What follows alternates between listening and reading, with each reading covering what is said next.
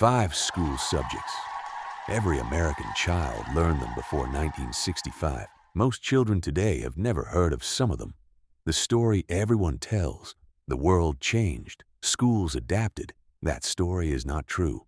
These subjects were not forgotten. They were removed by specific people, in specific years, for specific reasons.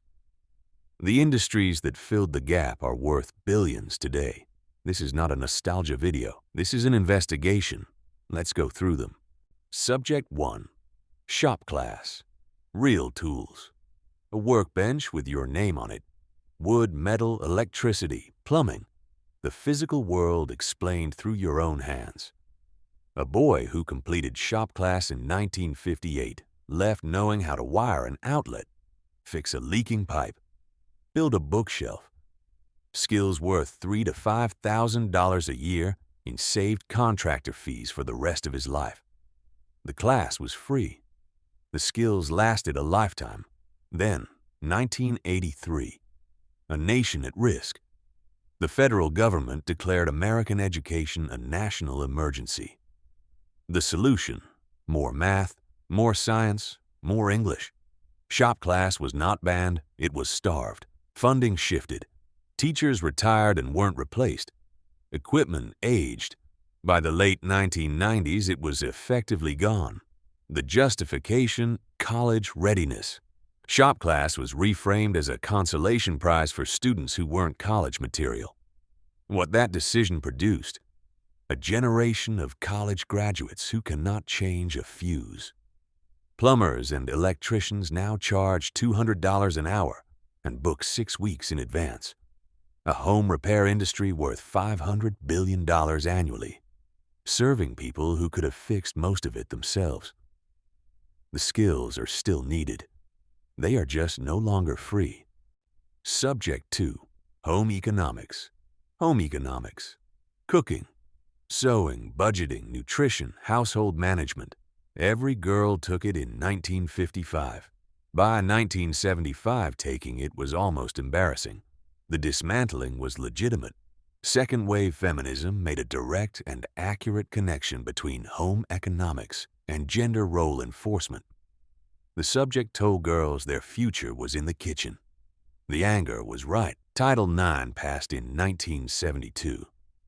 Schools were required to open home economics to boys and shop to girls. Rather than integrating both subjects, most schools quietly defunded both. By 2000, home economics had been renamed, redesigned, and reduced to an elective. Here is the unintended consequence nobody planned for. An entire generation, male and female, graduated without knowing how to cook from scratch, read a nutrition label, balance a budget, or understand compound interest. The meal kit industry, $10 billion annually. The personal finance industry, billions more. Dave Ramsey built a media empire teaching adults what home economics taught for free in 1955. The feminist critique was correct. The decision to eliminate rather than reform was not. Subject 3. Civics. How government works. How a bill becomes a law.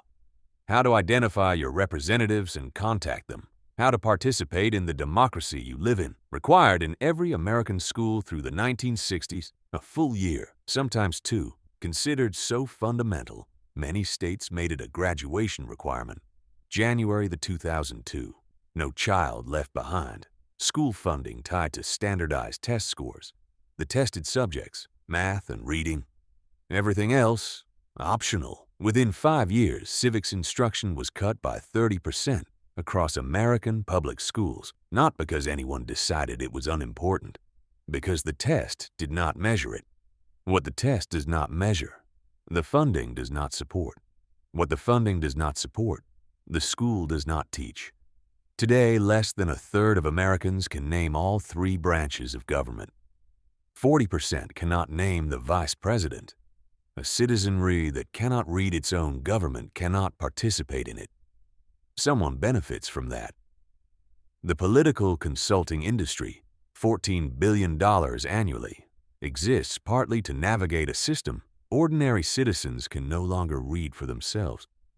Subject 4. Penmanship, the deliberate, practiced act of forming letters by hand, not typing. The specific physical skill of cursive, loops, connections, muscle memory trained to produce something legible and consistent. In 1955, it was a daily subject, 30 minutes every morning. Graded. A teacher walking the rows correcting grip and letter formation with the same attention she gave arithmetic. 2010. Common Core adopted by 45 states. Cursive was not among the requirements.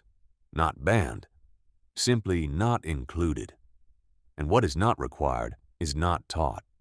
Indiana dropped cursive as a graduation requirement in 2011. Others followed.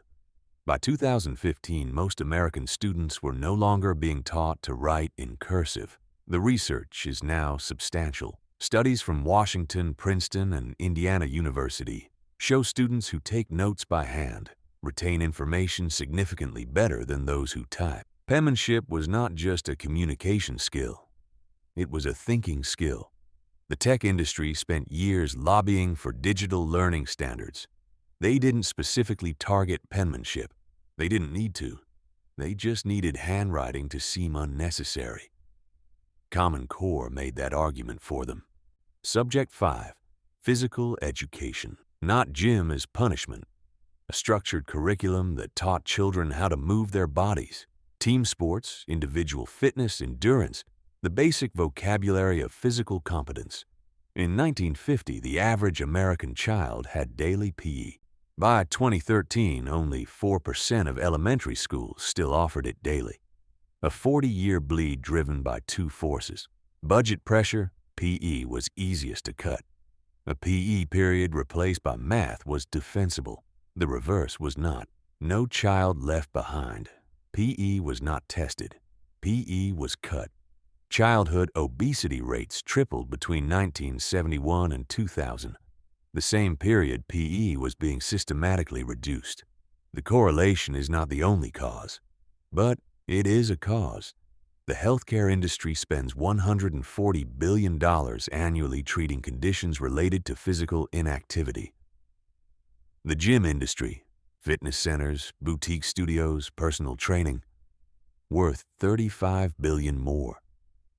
Selling for money what public schools provided for free, 5 days a week to every child in America.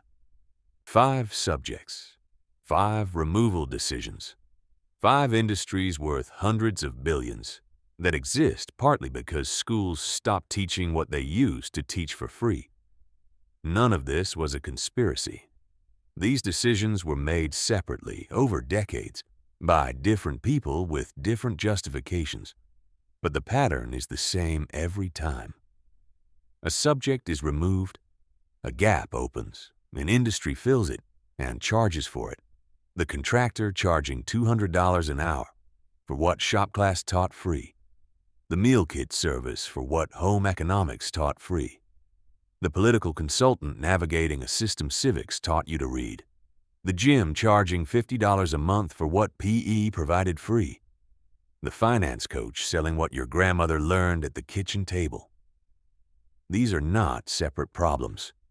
They are the same problem wearing different price tags. Which of these did you have?